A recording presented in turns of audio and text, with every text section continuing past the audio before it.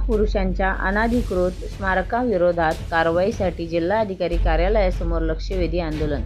बीड प्रतिनिधी. राज्यात महापुरुषांच्या नावाखाली अनधिकृत पुतळे व स्मारके उभारण्याचे प्रकार वाढत असून त्यामुळे सामाजिक सलोखा बिघडून कायदा व सुव्यवस्थेचा प्रश्न निर्माण होत असल्याची गंभीर बाब समोर येत आहे. या पार्श्वभूमीवर दोषींवर कठोर कारवाई करावी आणि शासनाच्या पुतळा धोरणाची काटेकोर अंमलबजावणी करावी या प्रमुख मागण्यांसाठी आज जिल्हाधिकारी कार्यालयासमोर लक्षवेधी आंदोलन करण्यात आले. हे आंदोलन सामाजिक कार्यकर्ते तथा बीड जिल्हा माहिती अधिकार कार्यकर्ता महासंघाचे मुख्य प्रचार प्रमुख डॉक्टर गणेश ढवळे लिंबा गणेशकर यांच्या नेतृत्वाखाली पार पडले. यावेळी जिल्हाधिकाऱ्यांमार्फत मुख्यमंत्री तथा गृहमंत्री, पोलीस महासंचालक आणि विशेष पोलीस महानिरीक्षक संभाजीनगर परिक्षेत्र यांना निवेदन देण्यात आले.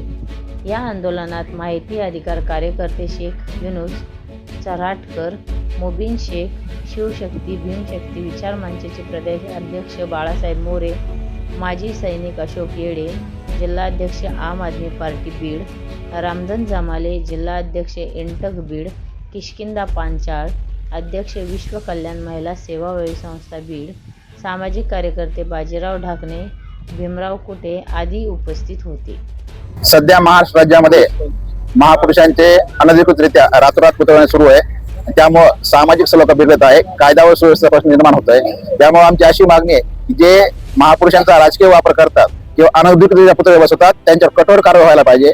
ज्यांना पुतळे बसवायचे असेल महापुरुषांचे त्यांनी कायदेशीररित्या लोकशाही मार्गाने आणि 2 मे 2017 जो शासन निर्णय पुतळे बसवण्याचा जिल्हास्तरीय कमिटीची परवानगी घेऊन पुतळे बसवण्यात यावेत.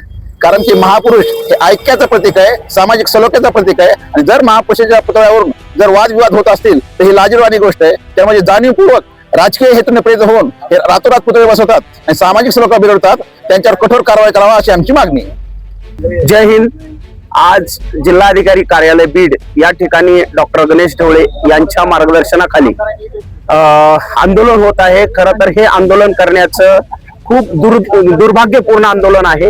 महापुरुषांची ज्या पद्धतीनं रातोरात पुतळे उभा करून एका प्रकारे ही विटंबनाच होते.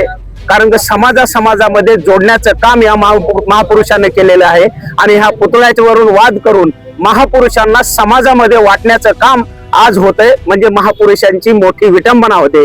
हे कुठंतरी थांबलं पाहिजे आणि या जो अनधिकृत पुतळे बसवतात यांच्यावरती कठोर कारवाई झाली पाहिजे. रातोरात पुतळे कुठून येतात, त्यांना आर्थिक मदत कुठून भेटते, यांना मदत कोण करतं, या लोकांची सखोल चौकशी झाली पाहिजे आणि यांना कडघऱ्यामध्ये उभे करून सख्तचे सक्त कानून सजा झाली पाहिजे. आणि जे राज्यामध्ये आज वातावरण निर्मिती झालेली आहे ती निर्मिती थांबली पाहिजे आणि महापुरुषांचा आदर सन्मान हा कायमस्वरूपी सगळ्यांच्या आणि सगळ्या जाती धर्मामध्ये राहिला पाहिजे एवढीच अपेक्षा आहे. जय हिंद, जय महाराष्ट्र. सध्या महाराष्ट्रामध्ये राजकारण जे पुतळेवरून चालू झालेलं आहे त्याच्यावर महाराष्ट्र शासनाने कायद्यानुसार त्यांच्यावर कारवाई करण्यात यावी, जेणेकरून जे अनधिकृत पुतळे जे उभा राहतात त्यांच्यावर कायदेशीर कारवाई करण्यात यावी व ज्यांना कोणाला पुतळे बसवायचे असतील त्यांनी कलेक्टर ऑफिसच्या मार्फत परमिशन घेऊन पुतळे बसावे, जेणेकरून जे जनतेमध्ये सलोखा जे निर्माण झालेला आहे ते विद्रूप होऊ नये यासाठी एक आम्ही सामाजिक चळवळीतून हे आम्ही एक आंदोलन उभा केलेलं आहे.